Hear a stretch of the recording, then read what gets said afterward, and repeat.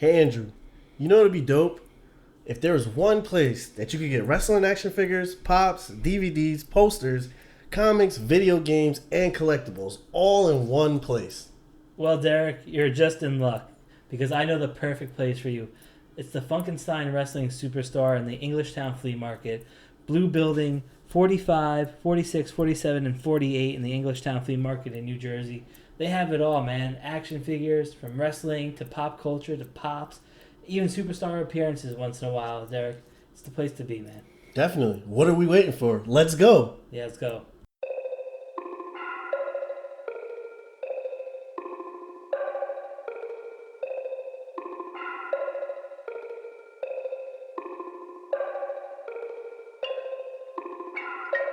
Yeah, yeah.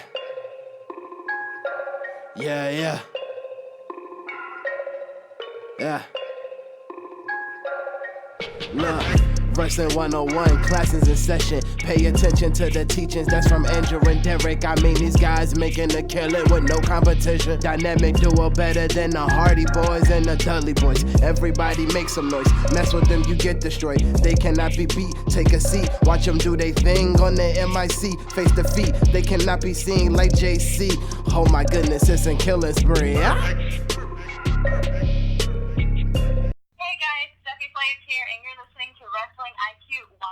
Hey guys, welcome back to another edition of Wrestling IQ 101. I'm Andrew alongside Derek. And you can follow Wrestling IQ 101 at Wrestling IQ 101 at Facebook, Twitter, and Instagram. Plus, you can listen to us right here on YouTube or subscribe to the B Plus Player Network or look us up on iTunes at Wrestling IQ 101.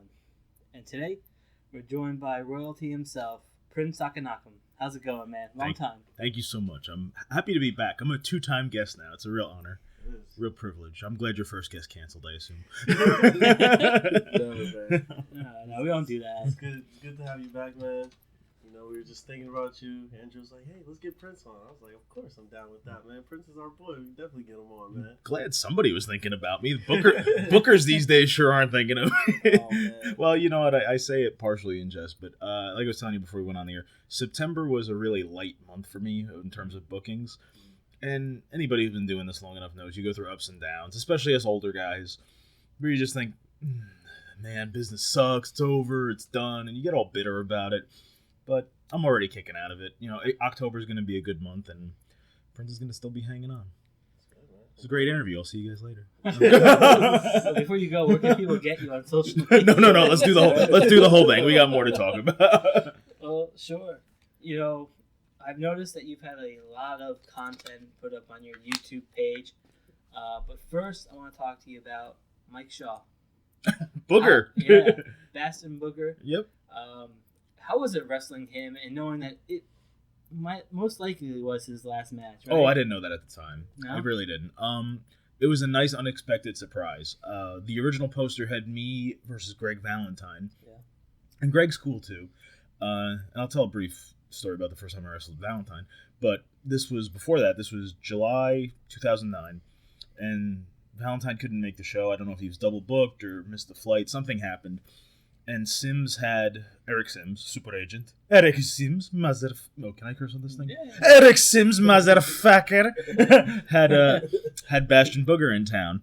And for me, that was a treat, because that's more obscure. And that era where business was shit in 1993, that's what I grew up on in WWF. And I understand that critically and financially it was a tough time for wrestling, but I enjoy it because it was what I grew up on. So Bastion Booger was great to meet. And you talk to other guys who've worked a lot of names, like talk to Jeff Cannonball, talk to some of these other guys, talk to CPA especially. Oh my God, we love working obscure names like that. And Mike Shaw was a really cool dude. And, you know, if you're a real historian of the game, look at his matches with Owen Hart from Stampede. This was a guy who could really go, at least at one point. And I think I've even heard Jim Ross or some of those other guys who were up there say, if only we had Mike Shaw 3 years ago or 10 years ago or whenever he was in his prime. But still, great dude. And I really wish there was this footage backstage, because I'm going to really go on a behind-the-scenes tangent here. Andrew Anderson, you know Andrew Anderson, the Reinforcer, co-star of whatever he's talking about these days. And Andrew Anderson was shooting a pilot for a Swedish reality show or something like that, where they follow him around, and it was the least real reality show ever. But there were cameras in the locker room with these Swedish folks, and they got me and Booger talking about the match, and they got the moment where Booger, in his heavy Midwestern accent, like Edie McClurg, is like, "Oh, Gino," it was Gino Caruso's promotion, ECPW. He goes, "Oh, Gino, no, that finish is okay, but I want to put this guy over. I had my day in the sun, Gino." And it's like, okay, Booger, whatever you want. So, it was the only, I think it's the only name I've ever gone over on. Or maybe Crowbar, I don't remember. But, and also the Iron Sheik was there. The Iron Sheik managed me, which makes it even cooler because it's just always a treat when the Sheik was there. And the match itself is pretty cool, pretty simple. I put it up on YouTube recently because it has been found in the bowels of the ECPW tape library. I thought that match was lost forever, to be honest with you. It's not an amazing match, but I did find out about a year later, Booger died. Mike Shaw, Mr. Shaw died. It's not respectful to just say Booger. And apparently one of his sons was at some Legends of the Ring convention or something like that. Mm-hmm. And the other guy that was managing me at the time, he goes by Lance Prophet, or he was my kayfabe father, Pharaoh Akhenaten at the time. And he was there, probably getting his WWE encyclopedia signed or whatever gimmickry he had. And one of his sons was there. He's like, "Hey, you were in my father's last match in New Jersey." And that was the confirmation I got. I'll never know for sure. He did have a school in Michigan. He probably worked with his students. Although maybe he didn't. I don't know. I don't really... Because you didn't see a lot of indie shots that he was making anyway. Mm-hmm. I think he did something else for Panzerino around the same time before ECPW. He looked a little different. He was a little bit skinnier. He's still, a big dude. Mm-hmm. He had like the horseshoe grown in. He had a mustache. He looked more like... He looked like Fat Dr. Wily from Mega Man. If that's a helpful analogy. But, excuse me, great guy, great match, and a nice memory. And that's what's kept me on Wikipedia. so that's the only thing you're going to find if you search for Prince Akkanatan on Wikipedia. See that? Other than the actual Prince Akkanatan. But. See, you're talking about the downs. I mean, you got to think about... When you look back at it, you have, matches with Booger, matches with the Patriot, Sergeant Slaughter, Kamala. All these good matches, a lot of Tito this year. And, there's a lot of guys who haven't even had, half of that. And, it's true. These companies are trusting you to be in there with the names. It's true, yeah. You know what I mean? It got to make you feel, like good to look back on the past. Absolutely. Even if... And we'll talk about my thoughts on retirement and things like that. But even if I were to not be wrestling anymore for whatever reason, I had a better career than I've ever had any right to. Nobody is owed a career in wrestling. Nobody's owed any sort of milestones or anything like that. And yeah, man, I've had a pretty good run these past 12 years or so. And the quick aside, when I finally did work with Valentine the first time, Greg Valentine. By the time now I'm going to sound like I'm humble bragging. I had already worked with Snuka. I had already worked with Brutus Beefcake. I'd already been around enough of the other guys of that era. And with all due respect, they were shot. Mentally they were exhausted, I think is the classiest way to put that. Yeah. So I'm picturing, Greg Valentine to be no different. Because it's not like this guy was Mr. Energy even in the 80s. Even in his prime, he wasn't exactly, he wasn't a ball of fire. So I worked him, I believe, a month later in Brooklyn, also for Gino. And what I remember also is he didn't have his gear packed, so he wrestled me in just basketball shorts, which was weird, and sneakers. Wow. And I'm getting some heat on him, the older guy who doesn't bump special, which there's no shame in that, by the way. I do it myself now when I work babyface. And I've got like the Yokozuna nerve hold deal on him, and we're just working. He's like, "Body slam me, brother." I'm like, wait, first of all, you're going to take offense from me? That's cool. Like, a lot of names don't even do that. And you're going to take a bump, and you're going to trust me to lift you up. Oh, all right, cool. And he was actually really lucid and very talkative at that time. That was, I think, 11 years ago. So Greg slowed down a step. I think he's still taking bookings, though. I don't know. I haven't seen him in a while. Would you challenge the greatest wrestler of all time, though? Wrestling superstar Virgil. Oh, it would be a dream. It would be a dream. It doesn't even have to be a wrestling match. You can get into like a meat sauce drinking contest or something. Well, I can't outmeasure him. If you know what I'm saying. I won't do that kind of contest. But other than that, sure. If it's wrestling or food related, I'm down. Absolutely. He's the GOAT, so he sure is. I can't, but just to share a ring with the GOAT is, Booker's the only name I went over on. It's just an honor to share a ring with these guys, especially Virgil. Any show we gotta some way segue into Virgil. Because, he's the biggest wrestling star of all time, so you have to talk about him. So So anyway, Prince, back to the questions. Back to sure. The stuff. Last time you were here, you were killing it for a while. You were doing a lot of stuff, and then all of a sudden you took a little break, and then you came back, right? Oh, sure. This is the Barbara Walters part of the interview. You got the tissues ready? When was my last interview? Was that early 2017, maybe something like that? Late 2016? 19, probably. That was around our first year. Yeah. Okay. We started at the end of 16, so it okay. 17. Sounds about right. A lot of time had passed. Yeah. But I've seen you guys here and there, and always liking your stuff online.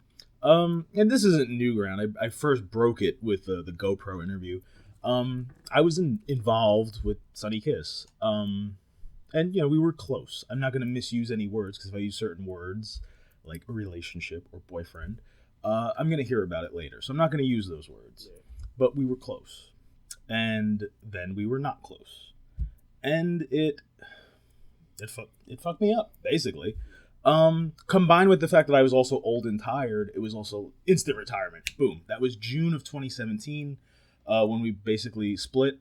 I was going to finish whatever bookings I had, which wasn't much. And that was kind of it. And it was a messed up summer in general. I was hitting the bottle pretty hard. I was pretty drunk. I did a lot of pills.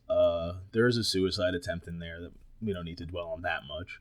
Although that was the reason I missed, who was it? Kyle Cuts' show. What was that called again? Jersey Premiere? JPCW or something like that. And I missed that because I was busy at home killing myself. Or attempting to... It wasn't really a hard attempt. It was just more like... I was already taking Tylenol PMs all summer long just to get myself back down to sleep. And drinking a lot. And it was like chocolate, peanut butter, Tylenol PMs, alcohol, Tylenol PMs, alcohol. And, I took enough where I kind of cognizantly realized, I might not wake up. And that's okay. And I did. Basically, I puked it all up. I had this really, about the color of this tablecloth, a nice bright bluish green vomit on my pillow. And things weren't immediately better, but that was like when you bottom out. And that's sometimes what you got to do, no pun intended. But bottom out, I'm talking about dying. I got to still make that joke. I'm happy you guys laughed. But that's what you got to do. You just got to hit rock bottom and bounce back up from there. And it still wasn't good, because then after that, I did whatever I could to avoid him, and it messed up other friendships I had, and that was in my head too. Like, I have nothing bad to say about the other members of the quote new gen, but after that I was no longer as close with Aaron Bradley, Kenny Bangle, the Graysons. And they didn't do anything wrong to me. And there's no heat, I don't think, at least. Mm-hmm. But it's also, you're out of sight, out of mind. And you know what? Like, Sonny Kiss is a character. And he's a talented wrestler, and he's a valuable member of any show he's been on. Personally, as what he did to me, not good.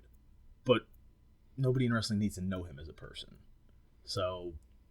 I could, whine and cry and bitch about whatever happened. Who cares? Somebody may care, but it's not going to do anything. It's not going to undo anything. It's not going to endear myself to anyone, that's for sure.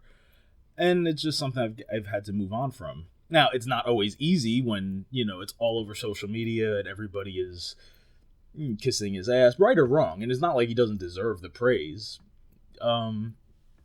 But sometimes it's just hard to be there. And that was another reason I thought about just leaving the business behind. Because there were certain shows I just didn't want to do because he might be there. Not even he would be. He might be there. And it kind of forced me into like this groundhog like hole where it's just like I'd stick my head out at certain moments and then hide back in the shadows. And it was not a healthy way to live.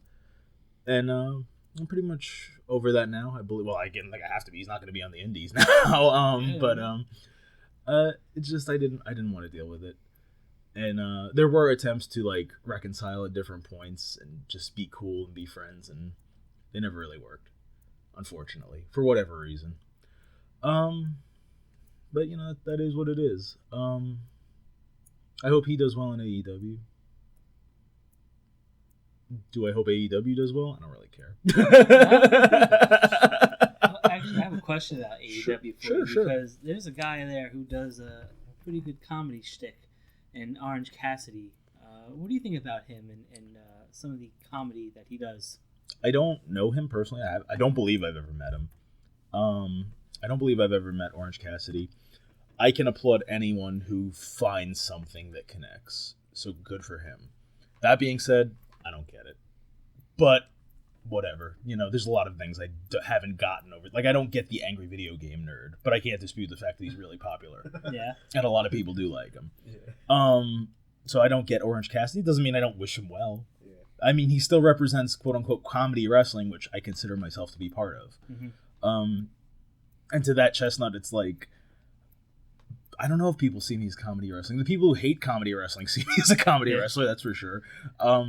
But it's almost like the comedy wrestling I do is a little more realistic in that it could come from actual wrestling situations. It's more old school, I guess, and more... It's not invisible hand grenade. It's not finger gun. And again, not shitting on any of these guys. Dick Justice is a great friend. Yeah. But I don't take it to that extreme of outside the realm of possibility. And sometimes it's that, like, that's limiting. It's weird because wrestling's so subjective. But in other ways, I feel like the smart marks have won this imaginary war that I didn't even know was going on. Have you seen his chops, by the way? Like the I don't care. Yeah. Oh, they are so strong style. Again, like I'm glad it got him over, and it got him a deal. So I'm happy for him. Good for him. You know, everything changes. I think he's the first of that kind to actually do it, because he's comedy, but then he can really kick up and. Well, isn't that the gimmick? Because I'll be honest, I haven't seen a full match. I've just seen clips on Instagram and stuff like that. Here's the thing: I don't watch wrestling. I hate to say it, but it's like after being involved in this for 12 years, I'm going to paraphrase something I think it was Bret Hart said in his book. This business doesn't die, but it does evolve to something you no longer recognize or really enjoy. Yeah. And it's starting to get to that point for me where it's like, I don't really get enjoyment out of watching. Not only that, have you seen that like television graphic that's been going around like lately, where it's like Mondays is Raw and Tuesdays is SmackDown and Wednesdays is NXT and AEW and Thursday is Beyond and I'm like Friday SmackDown, and and great, but what grown adult has time to watch all this shit? But they forgot Saturday, because you have WoW on Access TV and New Japan. Oh, I saw an updated one that did have that. And pay-per-views on Sunday. Andrew's watching all this. That's who's watching all this. You have NXT on Sunday. Well, you guys are journalists. I'll cut you guys slack. No, don't say you guys, because I'm not watching all of this. All right? Well, that's why Andrew's running the show then. We're watching all of it and studying everything. And Saturday they have NXT UK. It's amazing. Oh my goodness. It's amazing. And plus all the amazing stuff you can get on Fight TV, or if you go look for Synergy on wherever they're on at CCW Studios. I gotta get paid by these people. That's what it sounds like. You're cutting promos right now, man. I gotta get over to Synergy. Yeah, there's so many places you can watch wrestling, and not just. It's kind of like, you know, it's like when your parents, when you're younger, and you listen to hip hop. Yeah. Well, for me especially. It's like you listen to hip hop and your parents are like, what is saying I don't listen to hip hop? It's racist. Wow. You know, your parents are like, it's correct. They're like, what is this shit? And they're like, this is real music back in my day. It's exactly that. And then now I'm doing the same thing to the young kids. I'm like, now I understand what my parents were I'm an old head, basically. But I at least acknowledge that it doesn't make it bad. Yeah, no. It's genres, you know? It all depends. I only play to certain genres, and my genre of family-friendly, old-school, story-based good versus evil seems to not be in vogue at the moment. Yeah. The way I look at it, and now here's where you could say Prince is just a bitter old man. The way I look at it is wrestling is a bubble. It's always been a bubble. In the mid-'80s, it got really big. In the late 90s, it got really big. So big that it crossed into mainstream. People who tell me there's a wrestling boom now, I don't believe them. I don't think there's a wrestling boom right now. But what did happen is within the bubble of wrestling, the indie part got bigger.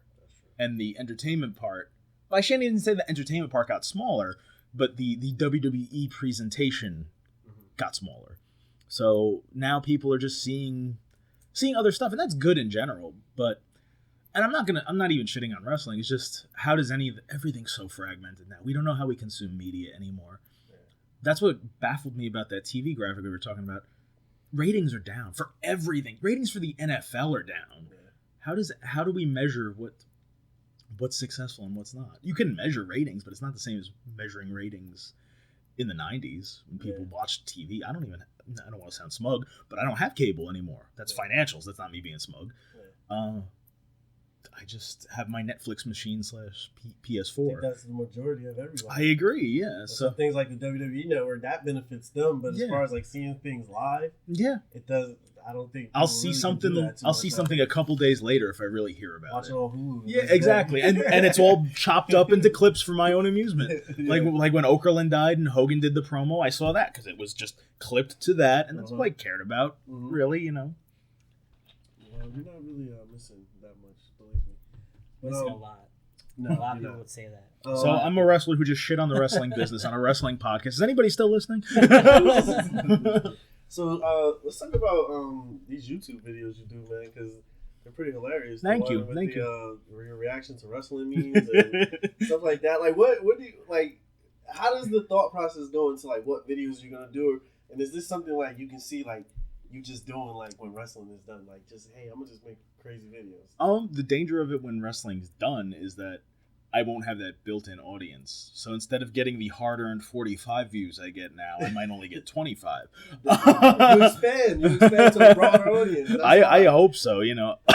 Excuse me. You gotta get Greg the Hammer Valentine to come on, you know? We'll have a really slow shoot interview. Yeah. I mean, you can make, like, real donuts with him or something, you know? Something that will pique his interest, you know? Something. Perhaps. The wrestling meme one came from just the nonsense I see on Instagram. Like, some of these memes don't even make any sense. Like, I just wanted to shit on them in a public forum, and it's my own nonsense. I couldn't find it for the video. What was that? The Kevin Owens one was hilarious. Oh yeah, it wasn't even a meme. It was just bald Kevin Owens. I don't. I cut a bunch out too. Maybe I'll re-release an extended cut where I just ramble about politics and nonsense. But I found one and I couldn't find it for the meme, but it wouldn't work anymore anyway because everything's expanded. Somebody once put up what was it before we had the black guy in the woods that would like, you know, shake his hands, lick his lips like he's waiting for some. I think there was a SpongeBob picture like that. Mm-hmm. They had when an independent wrestler is about to be released from their contract. If they're independent, how do they have a contract? But and then I even put that in a comment, and some friggin' 13-year-old from Michigan or some shit is like, "Well, duh, they're contracted." I'm like, "You're right. What do I know about it?" You can't argue with a 13-year-old, you know.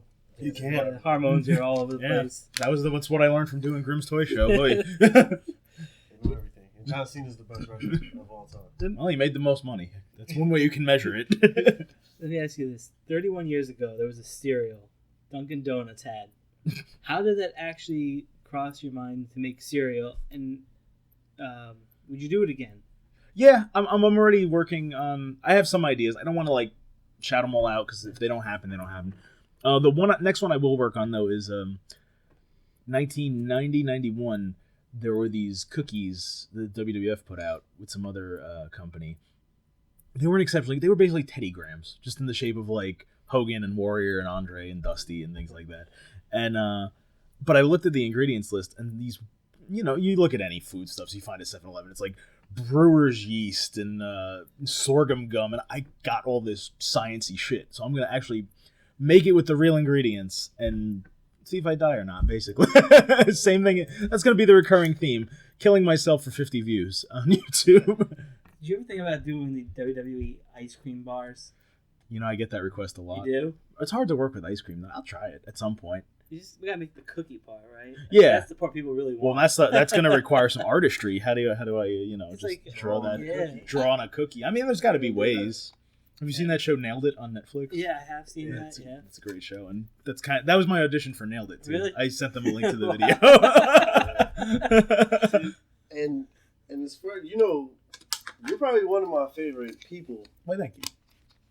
I wasn't even done yet. You didn't have to be. You didn't have to be. Because there's usually nothing good after that. But No, I'm just kidding. You're one of my favorite people who can't get signed. No, you're one of my favorite people to follow on Instagram. Thank you. Because I like every time you post that, it's just hilarious, man. I just love it. It's like going through your stories and just looking at your posts. It's just hilarious. Like, have you ever just thought like, let me just do comedy? I think you missed the calling, man. Like, you should have been a comedian. You're hilarious. I've tried a few open mics. I'll be honest, out of any type of entertainment I've ever tried, I've done some acting stuff and I've done wrestling, obviously. Mm-hmm. I've played in some bands. I played bass for a while. Stand-up comedy is the scariest shit. Because, like, there's a lot of ways you can go as a wrestler. And there's a lot of things you can do as an actor. And there's different genres of music. But stand-up comedy, you stand on the stage and you better be fucking funny. Yeah. Like, that expectation is terrifying. I'm not going to say I wouldn't do it again. Dolph Ziggler does it. He does. And he's horrible. Bundy did it before he died, too. Dolph Ziggler is horrible. Like, he's bad, man. And he does it. And no one's booed him out of a building yet. Maybe if I had like a better following online. So once I get my follower count up to, I don't know, let's say 6,000, I'll go into stand up. All right, cool. So that's the campaign. Go ahead. All right, 6,000 followers. 6,000, so you can start a comedy career. Yeah. As the Prince. That's the difference. Yeah, kind of doing the accent. Oh yeah, with the shoes, the hook boots. Get hooked. See, that would be hilarious. But what's the deal within the payoffs? Oh, how come the promoter leave it on admission and don't pay us? What the... It's not a joke. That's just a story. See, I think that would be like hilarious, man. Yeah. I think that would be great, man. You got to open up like Nick Foley or something like that. That'd be nice, yeah. Send him a tweet or something like that. When you make money, you better not forget about us. Yeah, right? Back at you. I've already said that to people, and guess who they forgot about? Oh, man.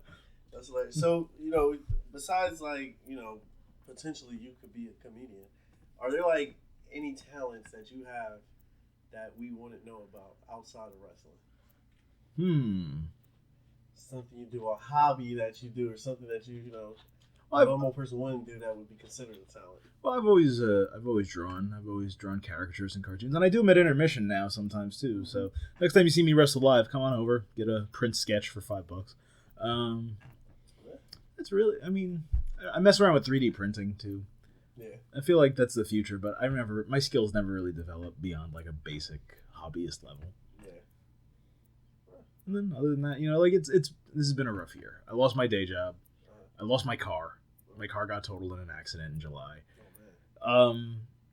And wrestling has slowed down to some degree.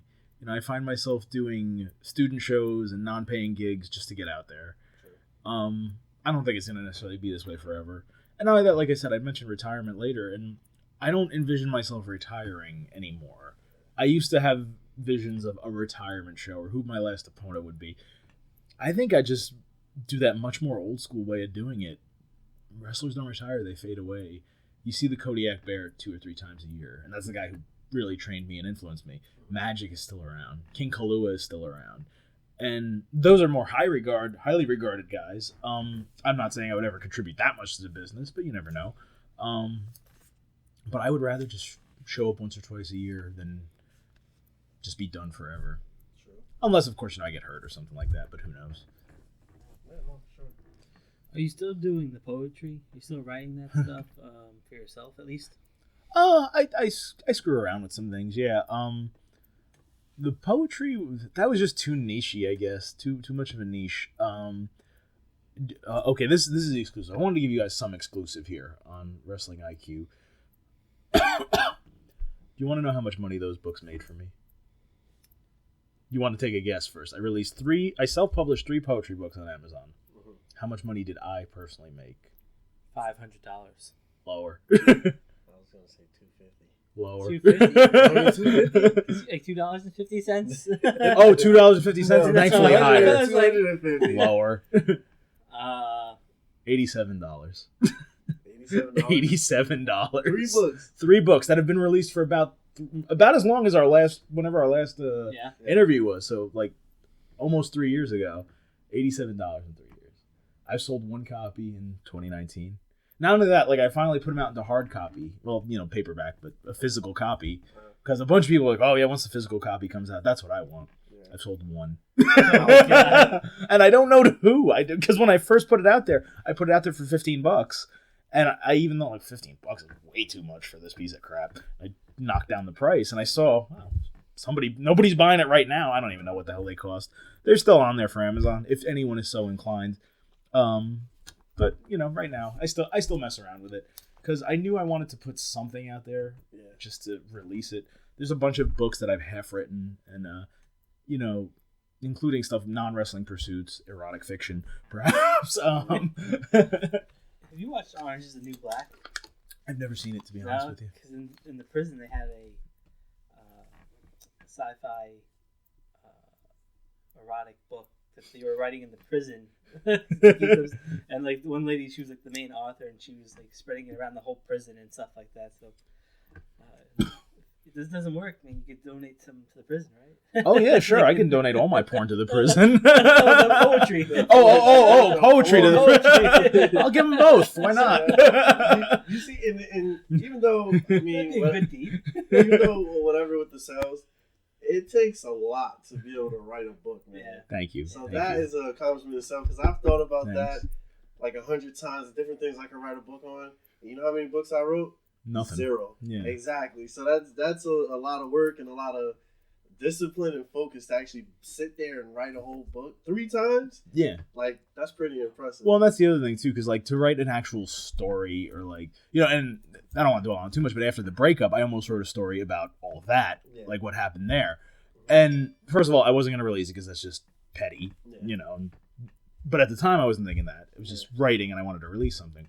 The fact is, to release a real book, a real story. Like if I say I was so megalomaniacal that I actually wrote my memoirs, as if anyone cared, that I would want to get released by a real publisher. Poetry sells so poorly that any like blog you go on, they'll just say just self-publish it. Like if you just want to get it out there, get it out there. Yeah. There aren't like poetry. There are poetry publishers, but it's such a niche market. And then when you go into poetry by pro wrestlers, that's a niche market. Poetry by independent pro wrestlers. Yeah. Oh my God. I mean, I'm surprised they made $87. You gotta put like New Jersey best-selling author on there, something. Some kind of kayfabe Fugazi type of thing.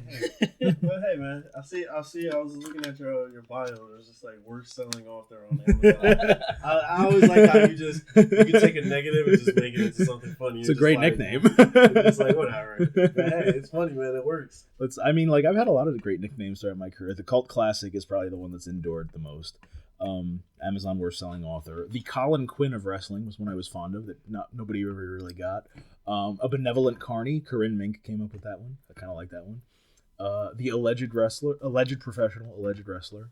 And the new one I've recently tossed about is I am critically acknowledged and universally tolerated. So you got some good names. You still using the strap, man, to take people out? I just started doing it again because really that was nice because through a combination of bad measurements and weight loss, that one strap was just perfect. And then it finally gave out after like a year straight of doing spots with it. Oh, man. And then the new gear just didn't work. Like I got that new, if you ever look back to the maroon and gold gear I would have, I used it once and I used it, I think at Grimm's, and it was just like a screwing around in the ring. It wasn't even filmed. First day I had it, but wow. I got new gear and I actually had Brawley SSG gear. There's a plug. I'm sure I won't get a discount though. I'll tell you what, that's the thing I miss most about being involved with Sonny is I got my gear made like that because we got our gear made together. And I got new gear with Bro, and I gave him the old strappy gear. And I'm like, just use this measurement exactly, please. So you'll see it. And the greatest compliment I got was I worked with Buff Bagwell once in a 6-man tag, and I'm doing the spot. I forget who I'm doing the spot to, but I hear Buff from the apron going, "Oh, brother, that's the best spot I ever seen. Oh, if I was on TV, I'd steal that right away." Oh my goodness. That's hilarious, man. Now, I did watch the GoPro interview. Yes. And I saw that you had reached 500 matches. Mm-hmm. You are well beyond that now. What's the current total? 560s somewhere. Wow. Yeah, so not quite 600. We're getting there though. We're getting there. I'll get to 600 before all is said and done. Maybe even 700. Like I said, there's a lot of things I have to look forward to. I've recently got a new tag partner, at least in ECPW. We might expand beyond it. Samson Khan, who's a new guy. Great guy. He's already got a little buzz about him. And my concern is I actually don't want to hold him back from getting bookings. Because, I've kind of already been exposed to various promoters in the area, and they either book me or they don't get me. Yeah. And it's a common thing. So I don't want to hold anybody back. Plus, I still help out with the students at the ECPW school. Yeah. I don't necessarily consider myself a trainer. Some people do consider me their trainer, which is always a great compliment. But I'm just another voice to listen to, because you'll hear this, and this, but I'll tell you to slow down. I'll tell you to work some psychology in there. I'm more the character psychology promo guy. Mm-hmm. I'm not going to tell you how to do an enziguri. When was the last time you saw me do an enziguri? Gabby Ortiz asked me to throw a drop kick. I'm like, you ever see the Honky Tonk Man throw a drop kick? No. Oh, man. Oh. See, I've never gotten to ask anybody this face to face, because I've never met anyone who's had this happen to them. Gabby Ortiz is beautiful in person, yes. Oh, no, that wasn't your question. But this is something else that you might perceive to be beautiful.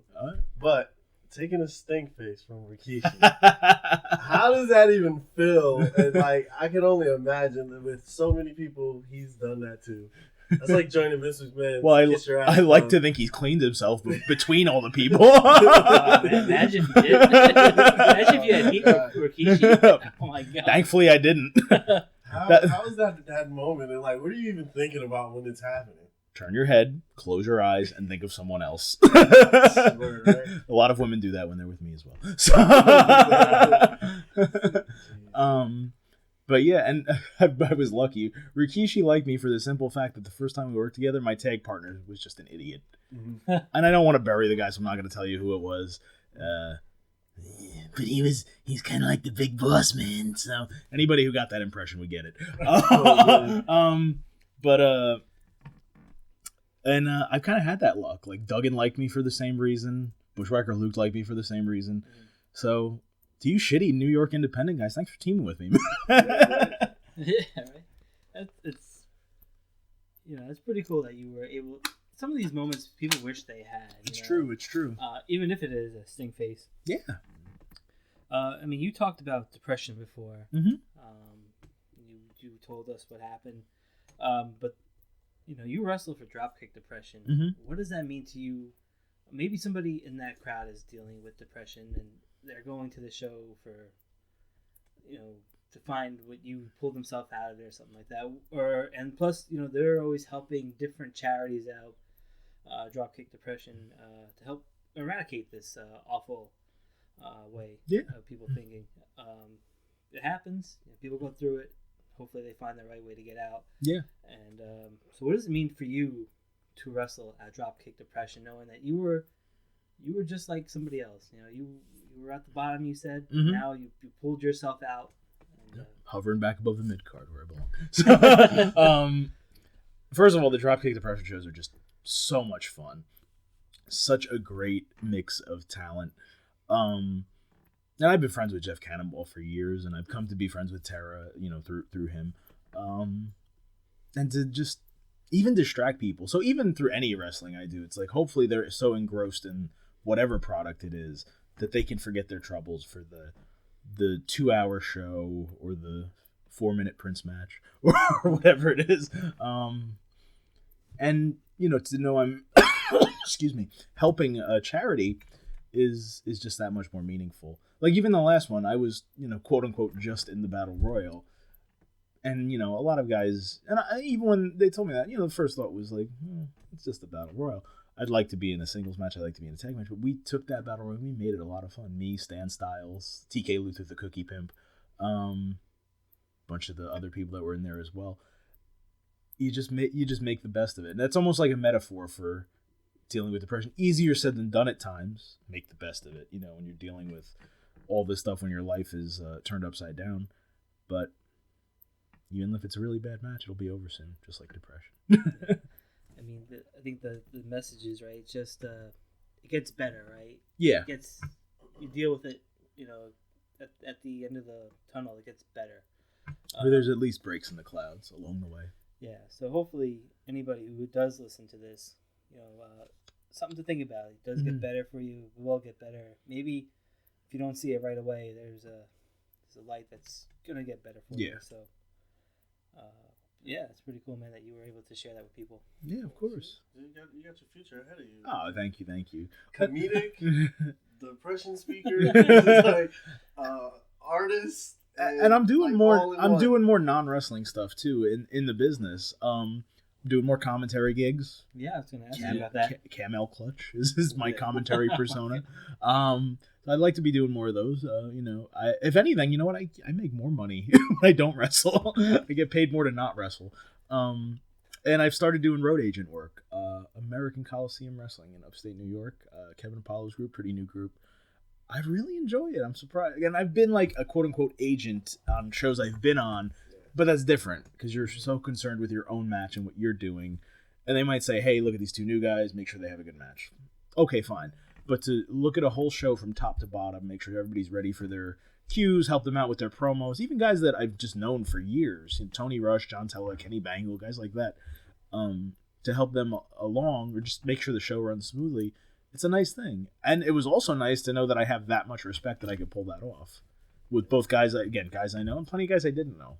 There were House of Glory guys that I'd never met before. Talented workers. Guys who I would even say are better workers than me. House of Glory turns out some really great workers. And they still were nice enough to listen to me and respect what I was able to tell them in terms of promo advice or psychology and things like that. Yeah, that's dope. Now, I'll ask you, Prince Akkanatan. Mm-hmm. It's not a very easy name to say. No. Every time I hear it, I think of I don't know if you ever heard of Giannis Antetokounmpo, who plays for He's one of the Koopa kids? The Milwaukee Bucks. Oh, he's Greek, but he's black. Okay. They call him the Greek Freak. That's his nickname. Nice. He has a nickname too. I dig that. What are some of your favorite difficult names or words to say? I bet you never thought of that. Ooh, all right. Well, I always thinking of athletes, I think of Prince Amukamara. I got that a lot when he played for the Giants. Things that are tough to say. Onomatopoeia. Onomatopoeia is pretty good. Yeah, Worcestershire sauce is pretty good.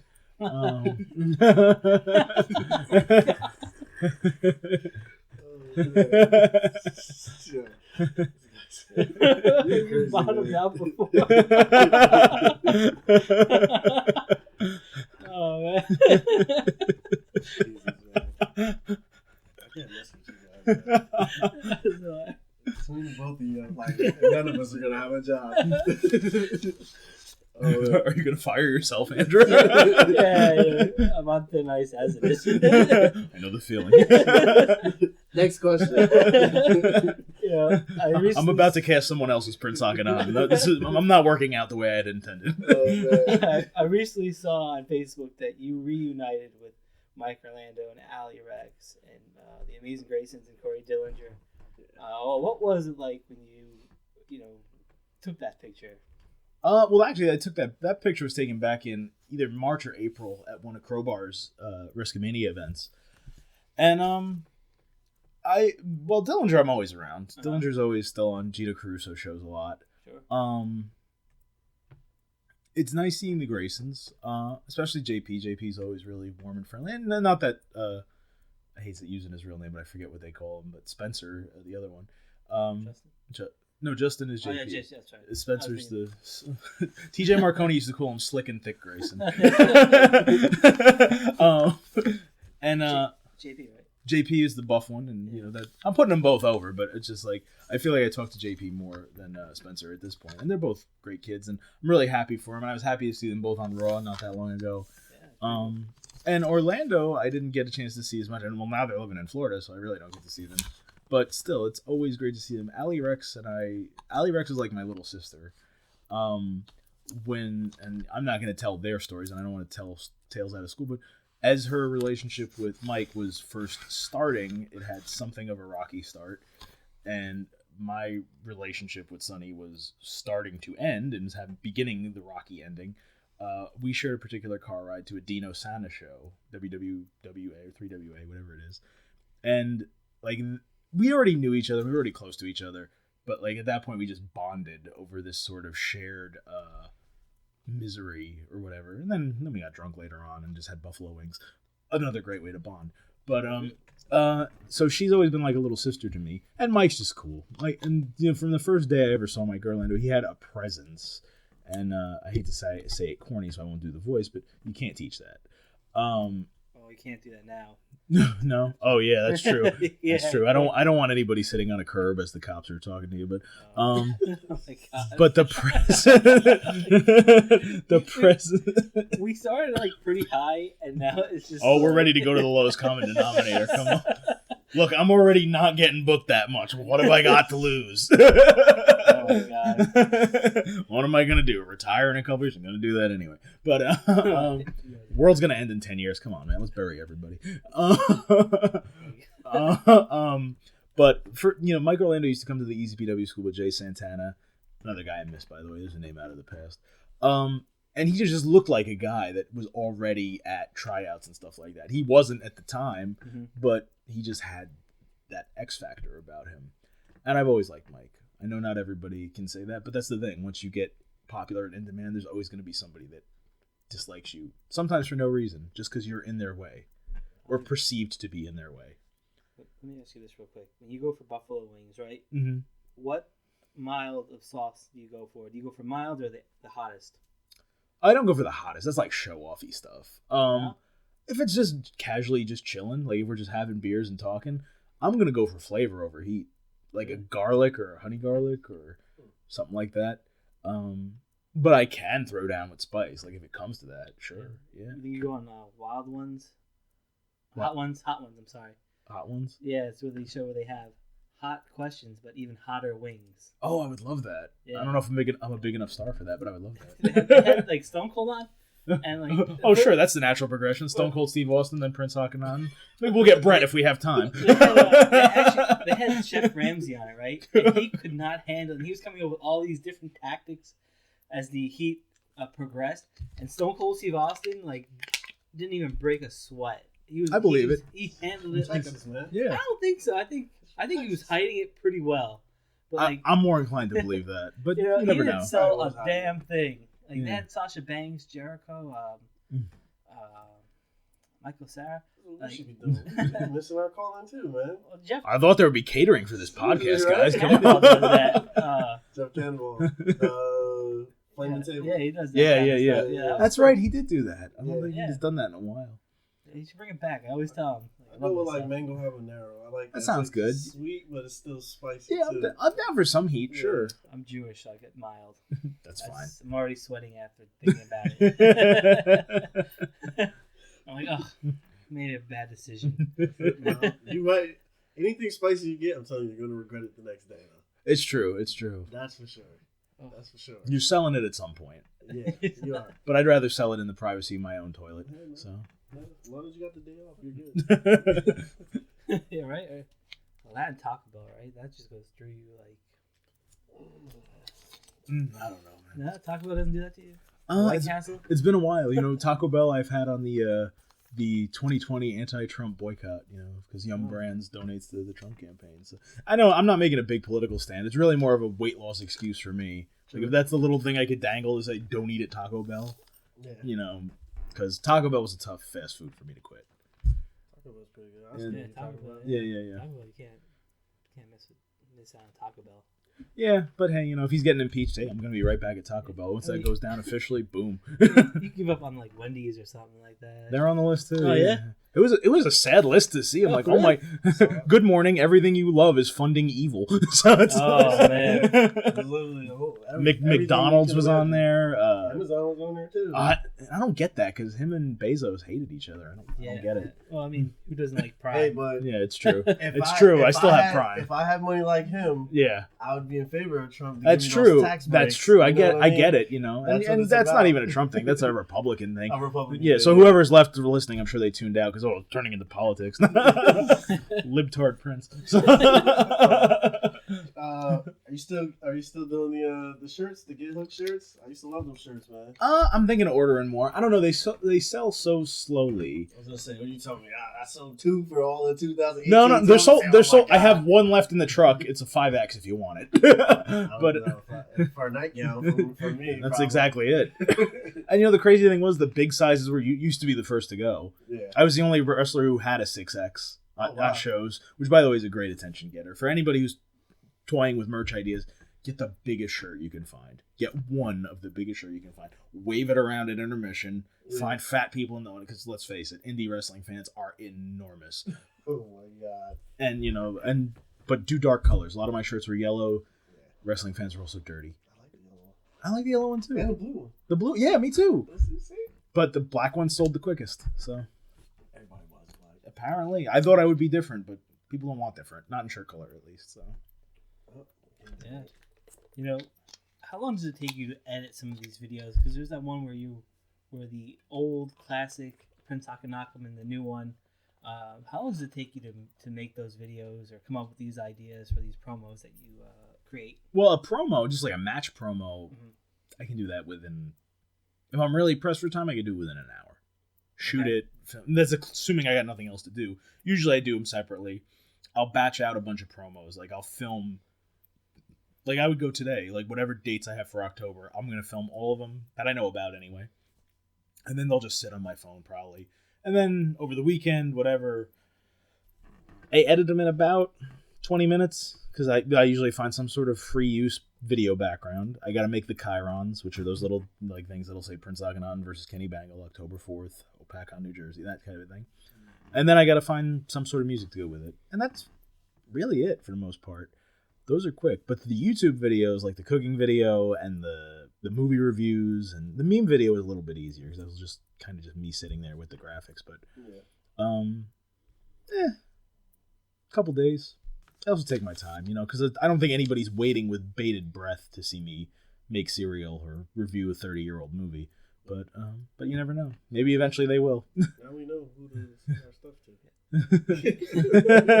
That's what he was really trying to do. Well, how long does this take? So we can be like, hey, do you mind doing all this stuff for us? Well, if you're willing to pay. We'll pay you in Taco Bell. Okay. Because I can loophole that. I didn't support anybody. I ate free Taco Bell. Yeah, right? His business. Yeah, I like that. Here's my question for you. It's pretty deep. Uh-oh. Have you thought about making Bootio cereal? It's already out there though. You can get it at FYE. Not only that, I don't even know what Bootio's taste like. Well, maybe I do know what Bootio's taste like, but I don't know what that cereal tastes like. It's just like Lucky Charms. Oh, they have unicorn and tag titles. Not even a fan. At some level, I have to at least like it. Like I liked the ice cream bars. I liked Dunkin' Donuts cereal from what I remember. I think it was like around when I was 3 years old. But I don't know. Maybe we'll see. I was trying to think of some obscure cereals that you could make too. There's plenty. Like Batman cereal. Yeah, remember that old it was almost like Captain Crunchy sort of like early 90s. I forget how young you guys are. Everybody's young compared to me. It was like the original Keaton Batman movie had a cereal. So this is like 1990. And it was like this honey corn cereal. That was pretty good. The thing is, like, if you trace it, there's probably another cereal like it. It's just not Batman. Same thing with the donuts. Like, there's donut cereals now. Like, basically, I made Cocoa Puffs. I spent all that time and effort tracking down ingredients to make fucking Cocoa Puffs. What's the best cereal? I'm not a cereal guy anymore, to be honest. No? Because other than fucking around with videos, like, I'm trying to eat healthy in general. And, like, breakfast is the easiest meal for me to not fuck up. So, like... What do you do for breakfast? Some eggs. Honestly, I blend a bunch of vegetables and maybe some fruit into a blender, and I just drink it. and then I have a cup of tea, cup of coffee, because like I'm not awake. I don't care what it tastes like. Okay. Choke it down. I do that for like 4 days a week. Then some eggs. Like on the weekends, I'll make eggs. Or meal preps or anything like that? Nah, because I can't commit to something like that. So hard too, man. And not only that, like my financial situation is shit right now. So I just make spaghetti. It's cheap. Get some noodles. Yeah, cheap meat and sauce. That's it. I'm also slowly starting to go vegetarian. Slowly. Oh, man. Yeah, it's not easy. It's not. You can do the lifetime supply of like Olive Garden, right? It was like $100 and something or something, right? Yeah, you see that? pay for a lifetime supply. Yeah, not a fan of Olive Garden though. It's like a lot of like Red Robin that does unlimited fries. I hate their fries. Yeah, it's no like, one likes Red Robin. They're shitty fries, but you can eat as much as you want of them. Yeah. These fat potato-y steaks are gross. Yeah. You know who's really underrated? IHOP. Yeah, I like IHOP. So good. But like, no, you don't mess with IHOP? This is one of the best parts of wrestling is being on the road and just eating. Like anytime I go south of Newark Airport, I want to have Wawa. I don't know why. Like even just coming down Route 18 to get here, I'm like, if I keep going down 18, there's that one in Old Bridge, and then there's the one over there. And it's just you get things in your head. See, we got some wins. It's like we got Wawa, we got Quick Check, we got 7-Eleven. It's like all the same crap. 7-Eleven ain't no good. 7-Eleven, no, you can't put 7-Eleven But in Quick that Check and category, Wawa, bro. you can get the sandwiches and stuff like that. So it's the same. Like it's Quick like, Check, yeah, same thing. Wawa is where it's at. And Sheetz is good. Sheetz is a Pennsylvania thing. And among indie wrestlers, there's a big Sheetz versus Wawa controversy. I avoid it, bro, because there's something called Royal Farms. This is a Maryland. They make thing. fried chicken. Yeah, Maryland, exactly. Yeah. And I haven't been there. you could still do the whole sandwich deal and all that stuff too. But Royal Farms is what's up. Now, I have some mixed reviews about the fried chicken. I like it. Okay. Because some people I heard didn't like it. Some people I heard did like it. Well, you also got to figure out what it is too, because like it's essentially gas station. Quality gas station. Like Wawa's a gas station, but it's a Chinese restaurant does the same thing. Exactly. So, you gotta guess what it is. I'll be the judge of this chicken, right? I'll be the judge of this chicken. I really want to try that Popeye's chicken sandwich, though. I tried it. It was. What? The thing is, like, I live right by a Popeyes. I live a block away from a Popeyes. Was it a line around the block? No, because you know what? I don't know if maybe they just test marketed at mine, but they had a chicken sandwich like about a month and a half before all this hype. Oh, okay. And that when I hit it, I'm like, what happened? Like, why do people care about this now? This chicken sandwich to me was like old news. Yeah. It was good. I liked it. Is it worth standing in line for? Hell no. But Is it the best chicken sandwich you ever had? I can't think of the best chicken sandwich I ever had. To be quite honest, Is it better? it's a chicken sandwich on a bun. It's a fucking bun. That's it. Chill. Is it better than Chick-fil-A? Chick-fil-A is very overhyped. Yeah, I feel it's overhyped as well. Whoa, that's the Lord's food. It's overhyped. They're closed on Sundays, Derek. And I'm Jewish. I'm Christian. I know that. And I like to eat butt, so I feel personally attacked by Chick-fil-A. Yeah, even Ryback said Chick-fil-A was better than Popeyes. Yeah, It's all opinion, man. He had. As long as KFC's not in the conversation. Okay. So Ryback ate 4 chicken sandwiches in one sitting, one of normal from each one, and one spicy one. And he gave the presentation to Popeyes, and I was like, all right, I could see that. The taste he gave to Chick-fil-A. Okay, let me tell you. This is how it was explained. I don't know if you saw this meme, but this is how it was explained. Like, Chick-fil-A is like, it's good. You know it's healthy for you. You feel good after you eat it.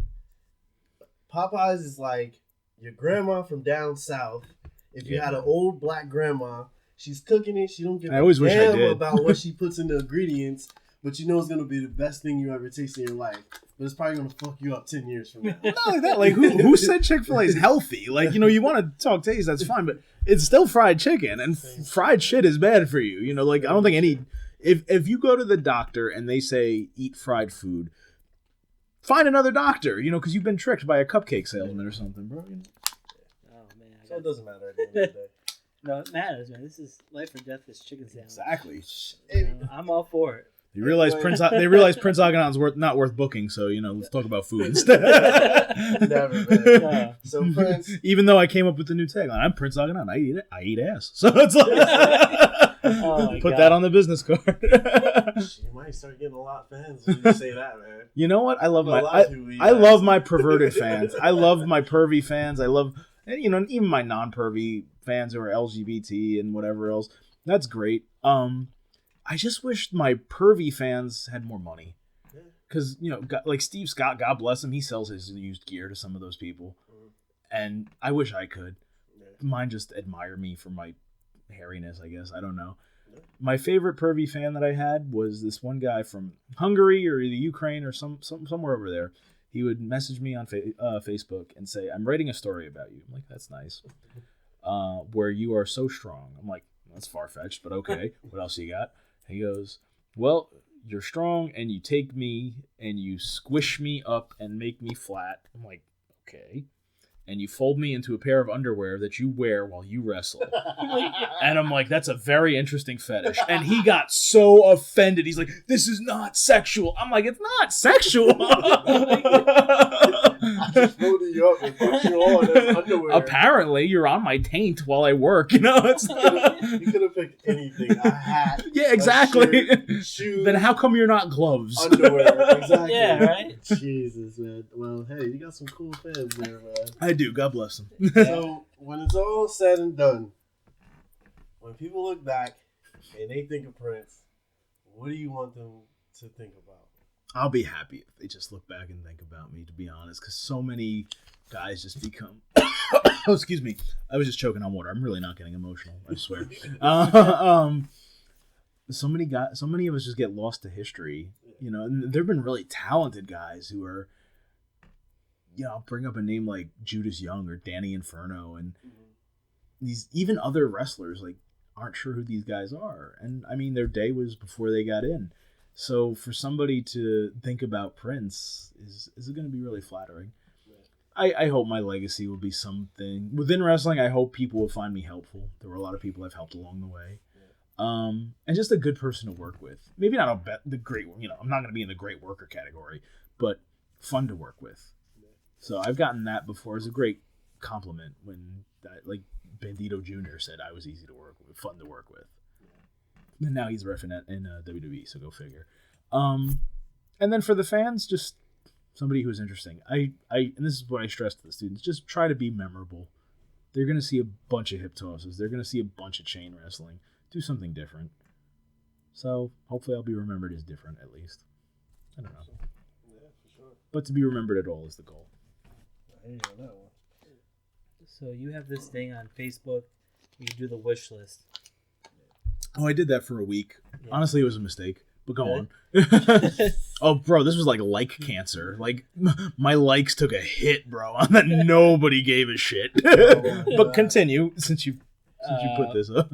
Who on that list right now would you like to face in a match?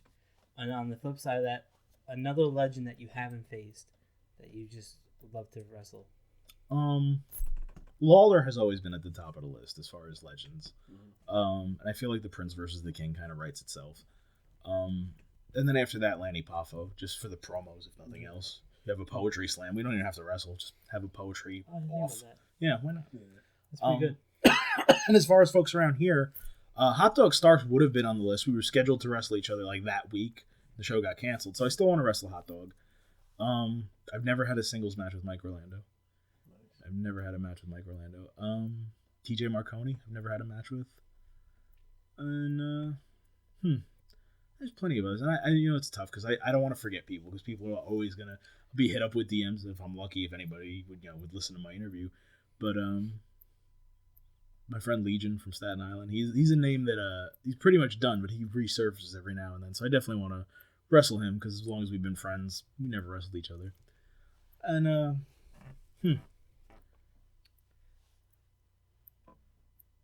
Let me ask you one last question, though. Sure. Have you talked to our friend Matthias Glass in a while? Yes, I have. How's he doing? He's doing well. He's great. You know what? He might be back. You never know with him. Oh, well. I hope so. Well, we'll have to break some matzah with him. Absolutely. Matthias is one of the great Prince rivals. You got the Patriot, you got Aaron Bradley, you got Gunner Trash, and you got Matthias Glass. Sure.